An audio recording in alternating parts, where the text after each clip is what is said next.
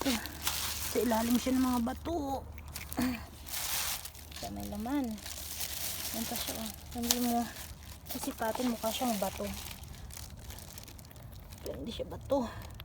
Ito, medyo malaki-laki oh. Okay. Manipat-nipat tayo. Isipatin natin sa ilalim.